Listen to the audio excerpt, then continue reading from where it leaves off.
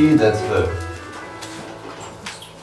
ouvert à chanter, à glorifier, à écouter la parole de Dieu. Aujourd'hui, on sera en Éphésiens chapitre 1, où on verra un sujet très très important, c'est-à-dire mon identité. Cette année culturelle, notre route traverse certains thèmes, certains sujets et certaines idées. Nous identifions des vérités qui méritent notre appréciation et notre application dans nos vies de tous les jours. Amen. Et donc depuis quelques mois maintenant, on a vu des notions qui méritent que ça passe dans nos esprits, qu'on renouvelle nos esprits avec ces sujets. On a vu ces sujets très très importants.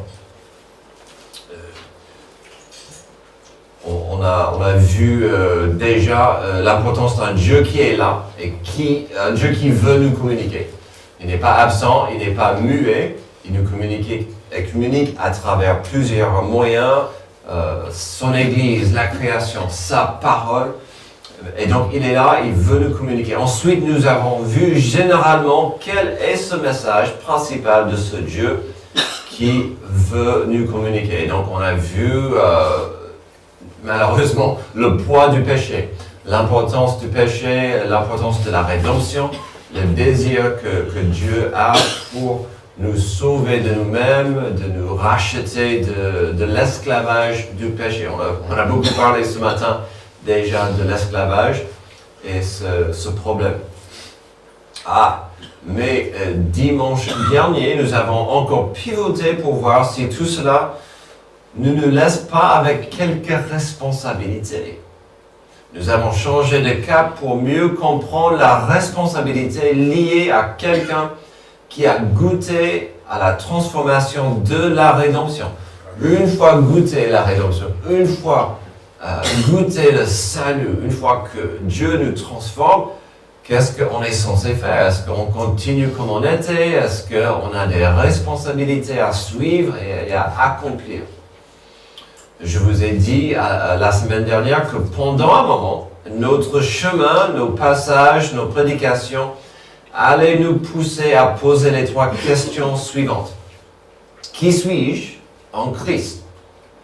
Qu'est-ce que cela exige de moi? Et quel impact cela aura sur le monde autour de moi? Et donc, quand on comprend qui suis-je en Dieu, ça va changer, ça doit changer notre façon de vivre, notre façon d'être.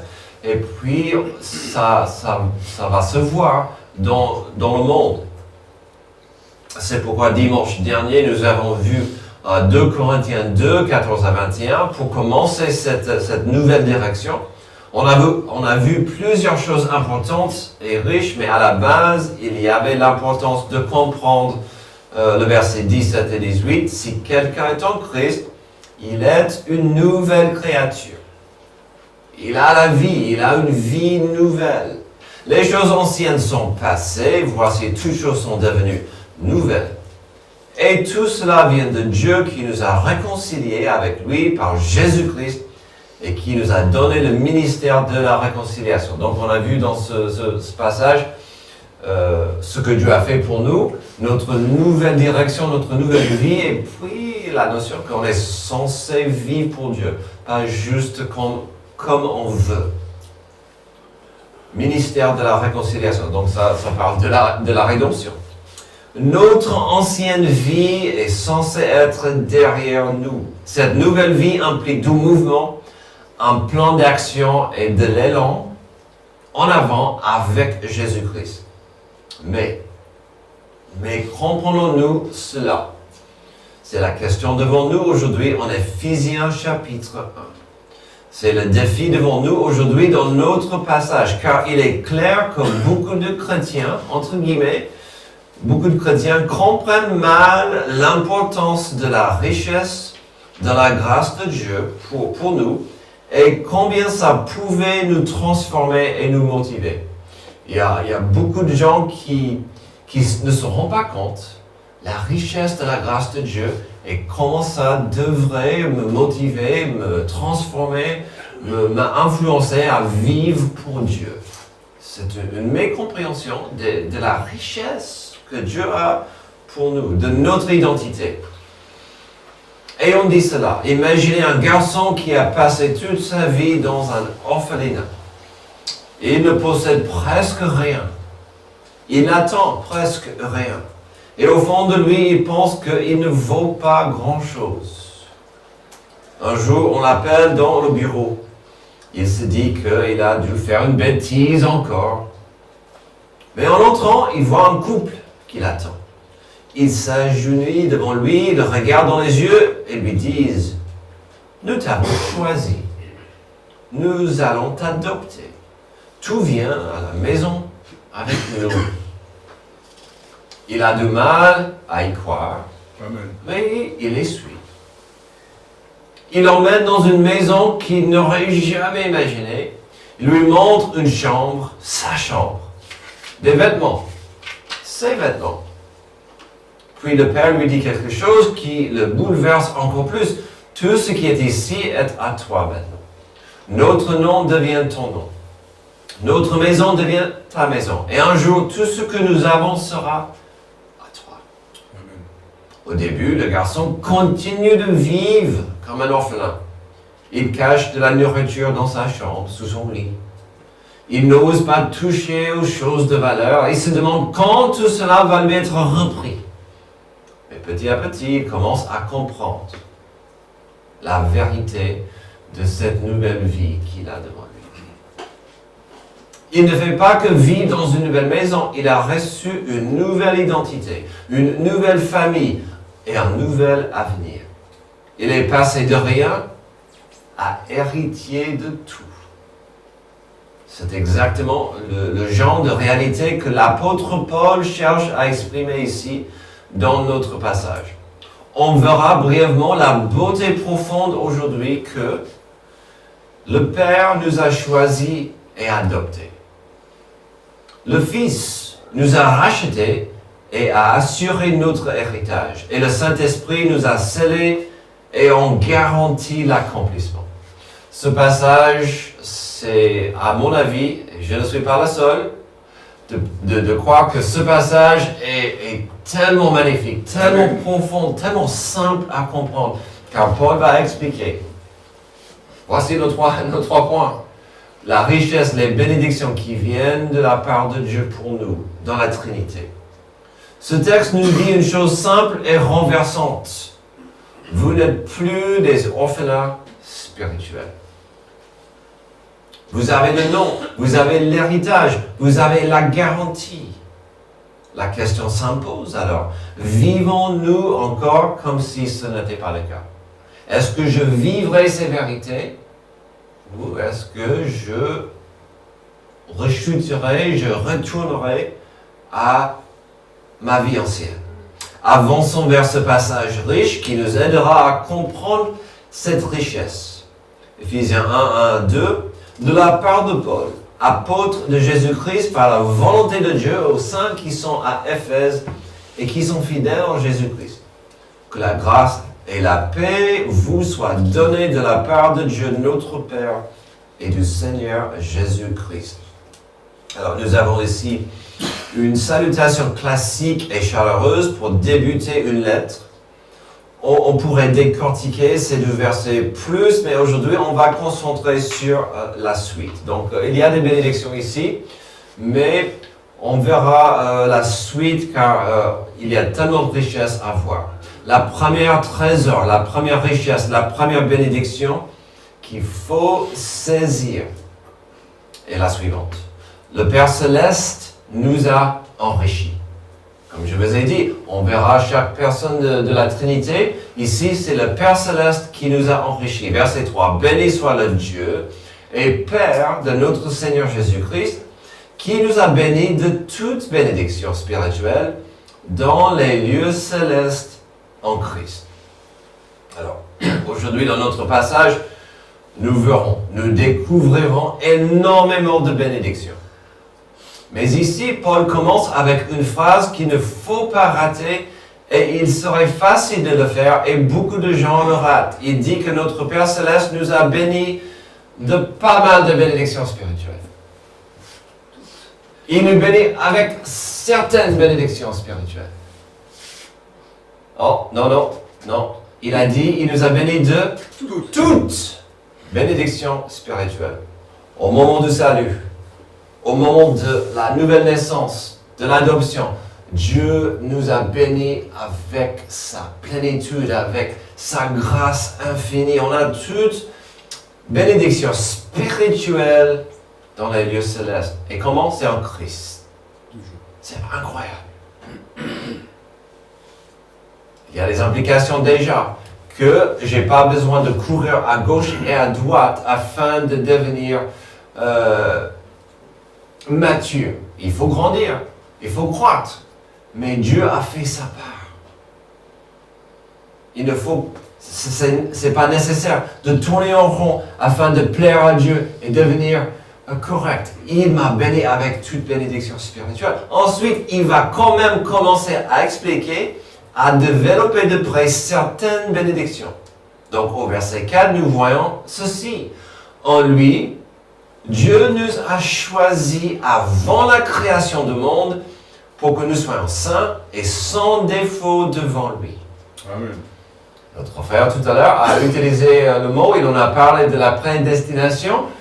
C'est un mot un peu grand qui explique tout simplement que Dieu vous a choisi. Et j'apprécie les mots ici. Quand est-ce que Dieu vous a choisi? Quand vous étiez toute bébé, comme Naïs, tout mignon, oh, petit bébé, je vais choisir celle-là. Quand vous êtes un peu plus grand et vous commencez à faire des bons choix et de dire non au mauvais choix. Non! Avant la création du monde, Dieu a pensé à vous et a dit, ça c'est moi. Amen. Je veux cette personne de devenir mon enfant. Si aujourd'hui vous appartenez à Dieu, si vous avez par la foi accepté Jésus-Christ comme Sauveur et Seigneur, si aujourd'hui vous avez reçu la nouvelle naissance spirituelle, sachez ceci, avant votre existence, avant la création du monde, Dieu vous a choisi. Pas parce que vous l'avez mérité. Toute ma vie, plus ou moins, toute ma vie, j'avais des chiens. Et dans ma famille, peut-être on a une faiblesse pour des petites bêtes faibles, mais on avait toujours choisi le chétif, le petit animal maigre et petit. Il y a toujours un qui est moins fort, moins grand, le pauvre. Et j'avais quasiment toute ma vie, c'était celui que j'ai choisi, ou mon père. J'apprécie cette notion qu'on ne peut pas mériter d'être choisi. C'est Dieu qui dit, je veux celui-là, je veux celle-là. On ne peut pas mériter ça. Puis ne ratez pas la magnificence de la suite au verset 4. Dieu nous a choisis pour que on soit saint et sans défaut.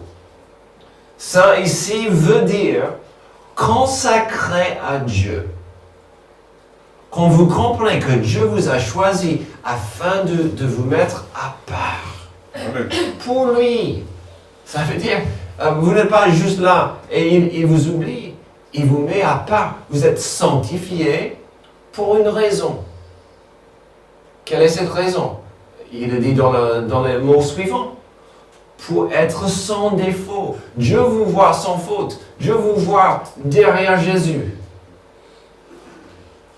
Parfois, on a du mal à voir et comprendre comment Dieu nous voit. Mais Dieu nous a choisis pour être à part, sans défaut, ses enfants adoptifs. Quand vous pensez à ces mots, on dirait que c'est Dieu qui agit envers nous comme si on a de la valeur, comme si on est précieux. Et donc, on est choisi par le Père. Mais ça continue. Car ensuite, on verra que le Père nous adopte. Dans son amour, il nous a prédestinés, il nous a choisis à être ses enfants adoptifs par Jésus-Christ. Grâce à la rédemption de Jésus, le Père nous adopte dans sa famille. Dois-je vous rappeler des bénédictions disponibles par l'adoption? Et souvent, l'enfant adoptif est pauvre et faible, mais cet enfant aura un nouveau nom. Il aura un nouveau foyer, un vrai avenir.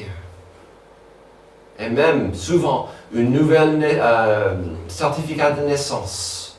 Il y a des bénédictions énormes à travers l'adoption. Et c'est comme ça avec Dieu. Puis on peut constater ensuite que tout cela est possible par la grâce de Dieu. La grâce étant l'amour immérité de Dieu. Quelle grâce ici de dire, Dieu m'a choisi, il m'a adopté, c'est sa grâce. Je ne peux rien faire pour mériter cet amour. Mais ce n'est pas encore terminé. À la fin du verset 5, c'est ce qu'il a voulu dans sa bienveillance pour que nous célébrions la gloire de sa grâce dont il nous a comblés dans le bien-aimé. Dans sa bienveillance, pour que nous célébrions la gloire de sa grâce. En principe, ce que nous avons fait tout à l'heure ensemble, quand on a chanté la gloire de Dieu, ça plaît à Dieu. Ça fait partie de notre raison d'être. Notre raison d'être, c'est tout simple, d'être dans une relation d'amour et amitié avec Dieu. Amen. Ça implique que dans mon amour et dans mon amitié avec Dieu, je vais chanter sa gloire. Je vais glorifier. J'existe afin de glorifier Dieu. Amen. Le monde existe afin de glorifier Dieu. Et quand le monde se glorifie, il est frustré. Quand le monde essaie de se vanter, il est frustré parce qu'il rate la source. Mais ici, au verset 6, au lieu d'un cercle vicieux, on voit un cercle vertueux. Ou ce qu'on dit souvent, notre raison d'être. Une relation d'amitié et amour avec Dieu, qui implique mon adoration. Alors, on a vu que 4 petits versets ici, mais la richesse que le Père nous accorde est incroyable. Le Père nous a choisis, nous a adoptés et nous a sauvés afin que nous le glorifions pour toujours. Pas mal. Pas mal. Si ce verset ne fait rien pour vous, il faut qu'on se parle tout à l'heure, d'accord? Amen. Ensuite, découvrons la richesse qui nous est disponible par Jésus. Deuxième chose, Jésus-Christ nous a enrichis. Comment Jésus nous a enrichis? D'abord, et j'ai mis les 2 premiers petits points ensemble, on est rachetés. Verset 7, en lui, par son sang, nous sommes rachetés. On voit la rédemption ici. La rédemption, c'est que Dieu voulait nous sauver de nous-mêmes, de notre situation dans le péché, notre esclavage. On a beaucoup parlé de l'esclavage tout à l'heure, c'est correct. On est né dans le péché, on est né maudit, et Jésus a dit, mon sang, ma vie, mon sacrifice va te sauver si tu le veux. Et donc, on est racheté. Dans cette époque où il y avait 6 millions d'esclaves, quand l'apôtre Paul a écrit ça, il y avait 6 millions d'esclaves achetés. Les gens achetaient et vendus comme des légumes. Ces mots devaient être puissants. En Jésus, nous sommes rachetés. La rédemption veut dire ici payer un prix afin de libérer l'objet. On est libre grâce au sang de Jésus. Libre de quoi? D'abord, le péché, l'esclavage du péché, mais aussi la loi. On est libre de la religion, de la tradition. On est libre de plein de choses grâce à la rédemption. Et donc, Jésus nous a rachetés. Ensuite, comme vous voyez, on est aussi pardonné. Qu'est-ce que cette idée de nous racheter nous donne? Ça nous pardonne. On est pardonné de nos fautes conformément à la richesse de sa grâce. Dieu nous l'a accordé avec encore abondance en toute sagesse et intelligence. On est pardonné conformément à la richesse de sa grâce. Racheté, pardonné. Que Dieu nous aime. Et j'espère que ça fait en vous ce que ça m'a fait en moi. Dieu, je t'aime.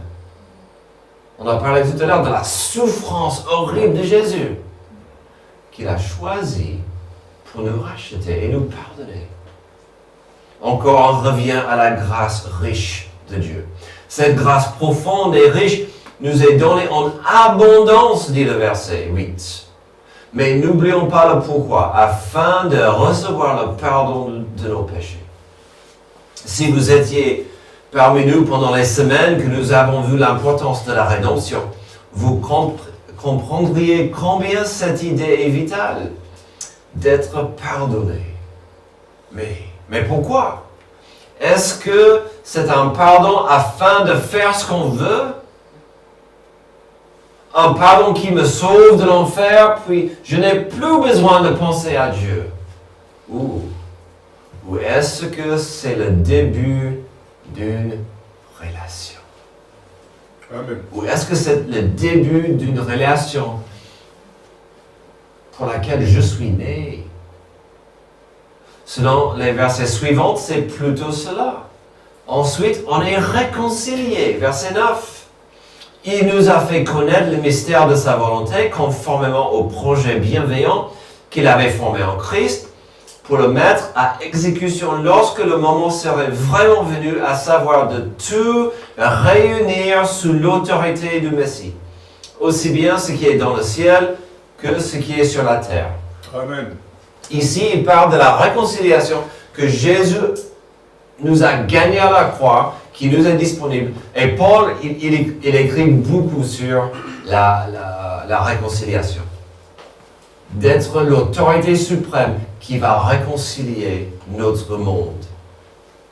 Encore, on revient à l'importance de la rédemption et sa nécessité. Le monde, la création, notre existence va mal. Et notre monde, notre création, notre existence va contre Dieu depuis longtemps. L'œuvre rédemptrice de Jésus à la croix insuffle vie et espoir dans le pétrin de notre monde. Certes, l'Évangile sauve aujourd'hui et peut transformer notre monde une vie à la fois, mais l'Évangile va réconcilier le monde entier un jour. En attendant, nous œuvrons pour l'Évangile. De parler de cette réconciliation.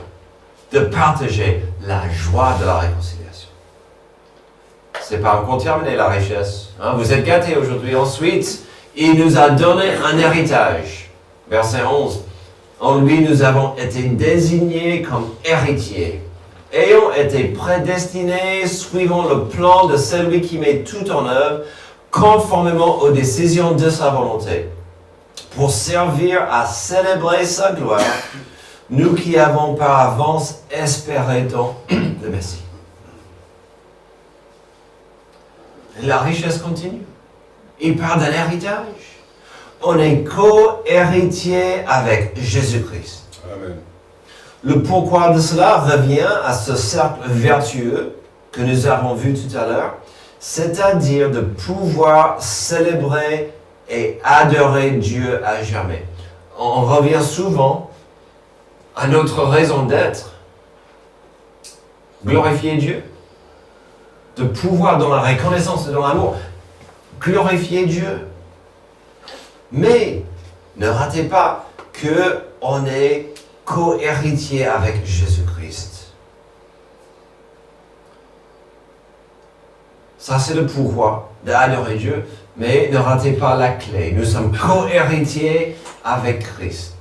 Vous voulez parler de la grâce, l'amour immérité de Dieu envers nous? Il m'a pris, ô personne, de la boue de mes péchés, de l'excrément même de mes iniquités, et il m'a transformé en prince. Je l'ai dit tout à l'heure. Dieu me voit à travers Jésus-Christ. Je ne mérite pas ça. Mais quand l'accusateur vient et dit, oh, personne a encore chuté. Oh, personne est minable. Pourquoi tu gardes celui-là? Dieu le Père dit, tu parles de mon fils? Il est mon fils. Quelle richesse. Alors, Paul, l'auteur de Éphésiens, a exprimé cette richesse à Romains 8, 15 à 17. Vous voulez parler de notre héritage? Vous avez un doute? Vous n'avez pas reçu un esprit d'esclavage pour être encore dans la crainte. Mais vous avez reçu un esprit d'adoption par lequel nous crions « Abba, Père ». Vous avez peur? Vous avez droit à crier « Abba, Père, Papa ». L'Esprit lui-même rend témoignage à notre esprit que nous sommes enfants de Dieu. Or, si nous sommes enfants, nous sommes aussi héritiers de Dieu et co-héritiers de Christ si toutefois nous souffrons avec lui afin de prendre aussi part à sa gloire. Aurons-nous un peu de souffrance? C'est possible, c'est probable. Mais est-ce que je suis un héritier de Dieu? Est-ce que je suis un co-héritier avec Jésus-Christ? Et si le Saint-Esprit fait son job, il va dire, hey, tu appartiens à Papa. Tu es son fils, tu es sa fille. On appartient à Dieu grâce à cet héritage. Alors, mon frère, j'ai un frère, il s'appelle Loyal. Nous sommes les héritiers de Frank et Karen Otterson. Est-ce qu'on n'a pas une belle image de papa et les deux fils? Oh là là, des beaux gosses. Aucun n'a de cheveux, hein. Voilà, mon frère et moi. Aucun, oui, c'est vrai. Mes parents ne sont pas riches. Mais un jour, je recevrai 50% de ce que mes parents ont. Dans le testament de mes parents, il ne dit pas qu'il m'aime plus que mon frère et que j'en recevrai 60%. Non. 50-50. Parce que on est la famille. Et mes parents ne m'aiment pas plus que lui. Et je n'aime pas Kyriana plus qu'Alia. C'est l'amour. C'est l'amour des parents. Quelle richesse! Jésus-Christ nous a rachetés, nous a pardonnés, nous a réconciliés avec nous et nous a donné un héritage avec lui. Tout à l'heure, j'ai dit, les premiers versets sur l'amour du Père est magnifique. Maintenant, vous êtes sur le nuage quand vous comprenez ce que Jésus a fait pour vous. J'espère. Quelle richesse! Ensuite, vous avez compris, ce passage, notre chemin sera incomplet si on ne voit pas comment le Saint-Esprit nous a enrichis. Verset 13. En lui, vous aussi, après avoir entendu la parole de la vérité, l'évangile qui vous sauve, en lui vous avez cru, par Jésus, et vous avez été marqués de l'empreinte du Saint-Esprit qui avait été promis. Il est le gage de notre héritage, en attendant la libération de ceux que Dieu s'est acquis pour célébrer sa gloire. Le verset 14, c'est merveilleux, puisqu'on vient de parler d'un héritage. Le verset 14 dit, « Ah, mais le Saint-Esprit, c'est la promesse. Aujourd'hui, de l'héritage que vous avez. » Le verset 13 continue de parler des bénédictions disponibles et possibles grâce à Jésus-Christ, certes. C'est pourquoi la première moitié du verset 13 poursuit les idées qu'on voit ici. En Jésus, vous avez entendu l'évangile qui sauve. C'est en Jésus-Christ que l'on doit croire et accepter l'évangile. Mais que arrive après ce salut? Que peut-on attendre du Saint-Esprit une fois Jésus nous a rachetés? Une fois Jésus nous a pardonnés et nous a réconciliés?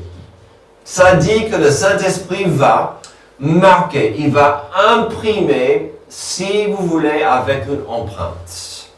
Si vous êtes un enfant adoptif de Dieu, vous êtes marqué, imprimé par le Saint-Esprit.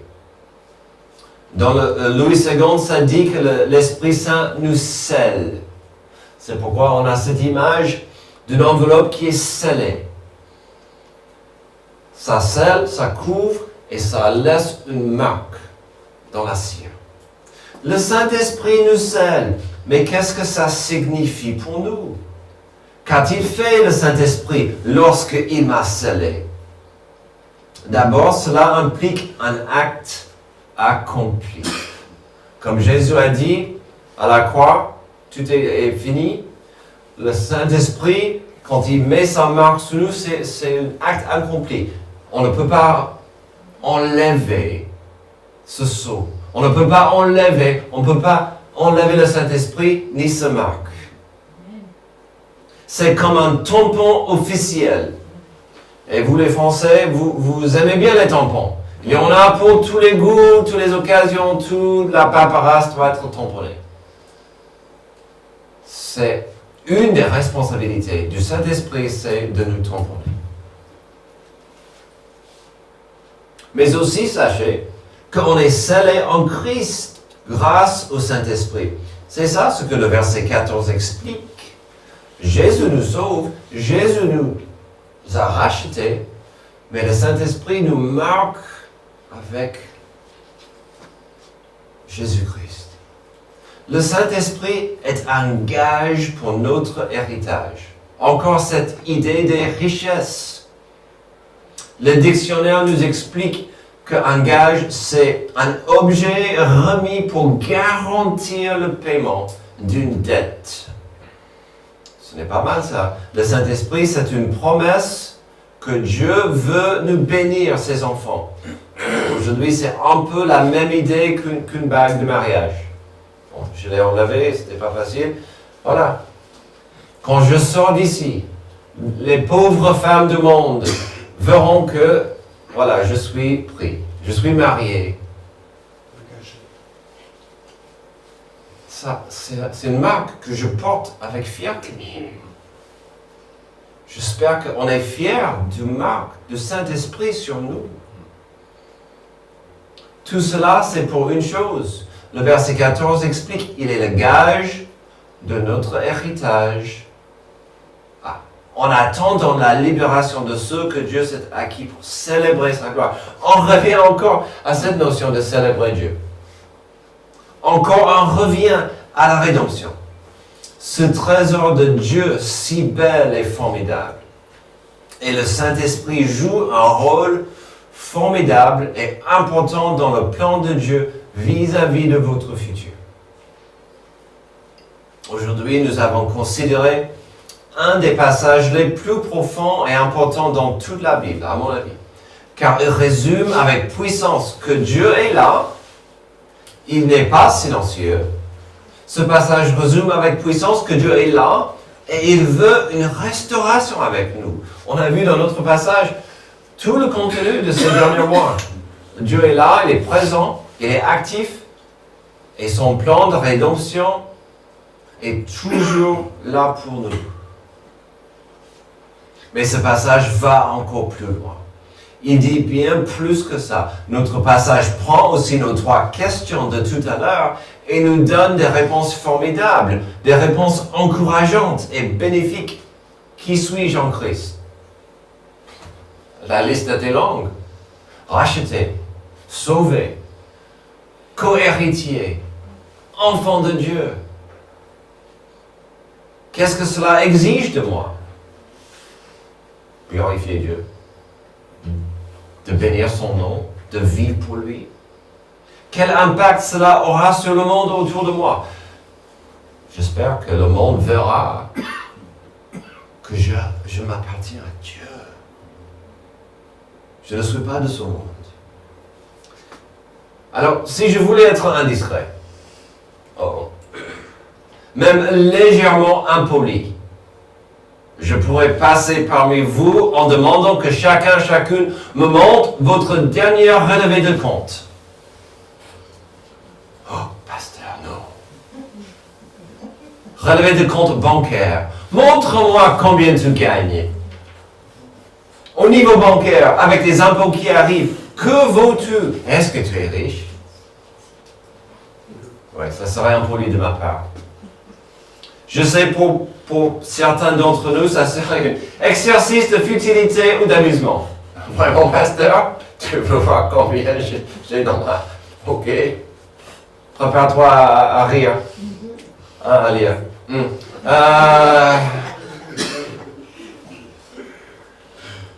Mais combien d'enfants adoptifs de Dieu pensent qu'au trésor du monde? La question « que vaux-tu » revient à un chiffre. Puis parfois, il commence à agir et de se comporter comme le petit garçon au début de l'introduction. Entouré par la richesse de la nouvelle famille, mais en train de douter de la bonté et la grâce autour. Combien rechute dans une attitude de peur et d'incertitude, de penser parfois à même retourner à sa vie ancienne car elle contient des habitudes d'une existence ancienne. Aujourd'hui, nous avons reçu un aperçu de la richesse qui nous est disponible par la grâce. Le Père nous a choisis et nous a adoptés. Christ nous a rachetés, nous a pardonnés, nous a réconciliés et nous donne un héritage avec lui. L'Esprit Saint nous a protégés avec sa marque et il nous scelle. Voici le début d'une vie de reconnaissance et de service pour le Roi des Rois. Merci Père éternel pour ce passage qui nous enseigne combien tu nous aimes. C'est aussi simple que ça.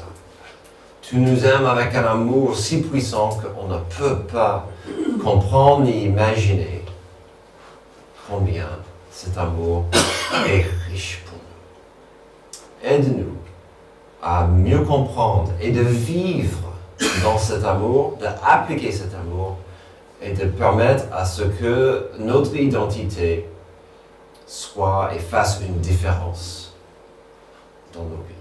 C'est dans le nom merveilleux de Jésus que je prie. Amen. Amen.